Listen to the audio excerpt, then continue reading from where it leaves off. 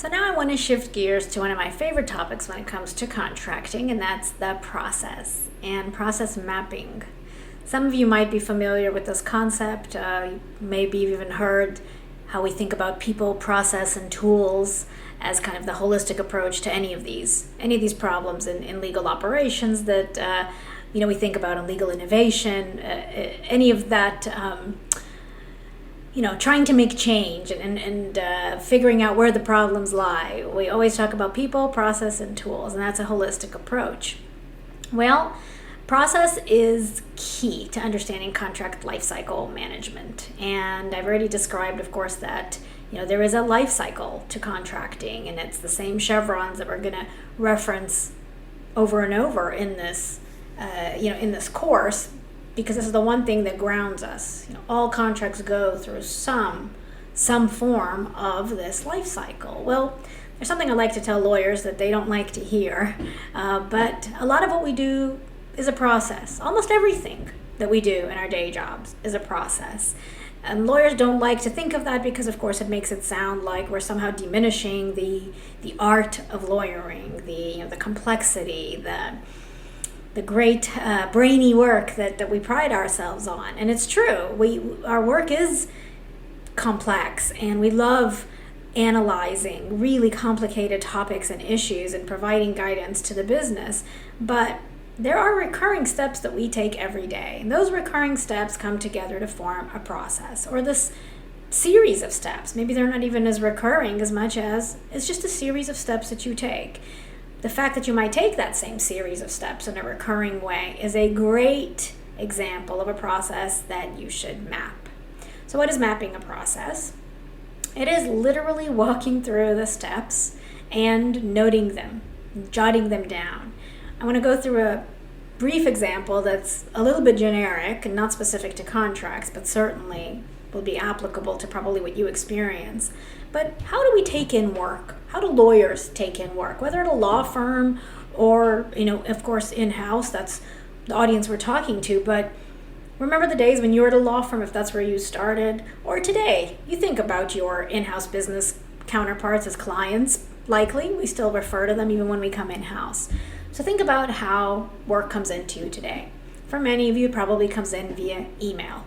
Once an email arrives, you do some sort of an assessment in your mind. Is it urgent? And you take some action with that. If it isn't, you probably flag it for review later. And obviously we're making some assumptions and I'm taking some guesses here, but I just want to walk you through a very simple example of what it means to map a process. Now, if it is urgent, you're going to do some form of preliminary review. You might just read the email itself. You might open some attachments if it had attachments, but you're going to do something, so make some assessment in your mind, and then decide whether or not it warrants immediate action. Then it gets really interesting because if it does, you start taking those steps. And now you're off and running. You are working on that matter, that project, that contract, that deal, that whatever that thing is that was the subject of the email, you are now working on it by virtue of taking those few steps and few decision points. Maybe you can't take immediate action on what's inside the email because you need more information from the client. We know that is very common. So you have to go back to the client and request more information. What happens there is a whole sub-process because it's likely that they go back and forth with you with email or maybe together. You go seek some information and then you're finally ready to take necessary steps. Well, this is just the intake. This is not the actual process of the work. This is just how you prioritize potentially. But as you can see, breaking down the steps help you kind of start asking some questions. This request for more information from the client. Is there a better way to do that? Should that be via email? Is there some way to prevent that step, maybe early on? Maybe you do something as part of educating the business every time they come to you to come with some certain basic steps of information that we call an intake form, perhaps. And I know I'm jumping ahead and leading the witness, but I just wanted to use this as an example before I share with you one of my favorite visuals to demonstrate good process mapping, and that is this beautiful, complex process map that you can't see the details of, and that's intentional. It is not meant to bore you with the details. It is meant to show you what a healthy process map looks like. What you want to map is, with some granularity, how it's done today. There are 2 process maps that should be done in any contracting improvement exercise. One is what we call the current state, and then you get to the future state. In current state, you have to be specific. You have to bring in all the right stakeholders who are playing a different role. You have to really understand who does the task, because stakeholders may not be actually doing the tasks or doing the steps, but they might be impacted by somebody else doing them. And then, are there any systems and tools that these tasks are connected to, or these activities? The way a good process map should look, especially if it's done by people with experience, and I'm going to venture to say that's likely not the attorneys, so think about bringing in somebody to help. That's okay. There are people who can help with this. Of course, this is something that I over time have honed in and become a bit of an expert in, even though I was a commercial transactions negotiator for most of my career, but I really learned the value of process mapping. And a lot of attorneys learn that value as well when they try it for a first time. But again, get some help if this is a little overwhelming. The way to read this map is you really go from left to right. Going from top to bottom, you'll notice what we call swim lanes. And in these swim lanes, they are attributed to people or functions or perhaps even technology. But the swim lane implies that there is a different player, or a different place in which something is happening. The what's happening is in the actual little boxes and diamonds. Diamonds, by the way, are a decision point. There are standard workflow, charts and shapes that are used so that you can look at this fairly quickly and know when there is a question or a decision point versus an action versus a document being produced. And that has a little bit of a squiggly shape to it. But basically, this is the output of something you want. Once you have this kind of detail documented, it is very easy to find inefficiencies. For example, if you start seeing that things are flowing kind of back and forth between the same 2 swim lanes, and there's a repeat cycle, I would spend some time analyzing that cycle. If you're seeing a lot of activity happening a similar activity happening almost simultaneously in various swim lanes, then it seems like a lot of people are involved, or a lot of systems or tools perhaps are involved. Sometimes just the sheer number of swim lanes is fascinating. How many different stakeholders do you need to touch, approve, or review a contract? In a more simpler form, what you would have, and we'll take a look right now, at a future map, a future state map, you're going to do the same thing in terms of you're going to be granular, you're going to have all the stakeholders and thinking about what the future looks like. You're going to really want to spend time understanding who should do the task, and we're going to talk about resourcing later in the course. But who performs which task in the contracting process is key to optimizing contracting. Remember, the premise we started with is that lawyers tend to overfunction. That means lawyers are doing a lot of the tasks in the contracting process that maybe they shouldn't be doing. So who does the task in the future map is going to be extremely critical to saving time from the lawyers and removing some of the burden that the lawyers have today. And where do these tasks sit? Again, the systems aspect. Where are there tools that are being deployed? Where should they be deployed where they aren't today? This is where technology and automation plays a very important role as you think about the future state of your contracting.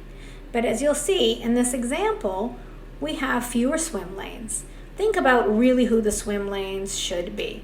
There should be a business client, there should be a legal team, and there should be a third party, which is the external.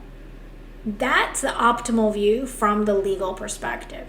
That business stream, that's up to the business then to figure out who that is, or maybe it's a couple of different parts of the business. Maybe it's finance, maybe it's tax, maybe it's sales or business development.